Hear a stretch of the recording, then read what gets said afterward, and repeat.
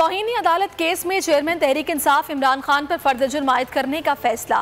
Islamabad high court का इमरान खान का जवाब गैर तसल्ली बख्श करार। केस के दौरान गैर मशरूत मुआफ़ी मांगी जाए तो अदालत कबूल कर सकती है। चीफ जस्टिस अतर मिनुल्लाह के रिमार्क्स, फर्द जुर्म 22 सितंबर को आयद की जाएगी। तौहीन अदालत केस में अदालत आलिया का बड़ा इकदाम, इमरान खान पर फर्द जुर्म आयद करने का फैसला। फर्द जुर्म 22 सितंबर को आयद की जाएगी। इस्लामाबाद हाई कोर्ट ने अहम केस का फैसला सुना दिया। Chief justice. अगर आपको ये वीडियो पसंद आई तो लाइक पर क्लिक कीजिए। अतर मिनुल्लाह की सरबराही में तौहीन अदालत केस की समाअत हुई। हाई कोर्ट के 5 रुकनी बेंच ने समाअत की। इमरान खान बेंच के रूबरू पेश हुए। चीफ जस्टिस ने रिमार्क्स दिए। इमरान खान का जवाब तसल्ली बख्श नहीं।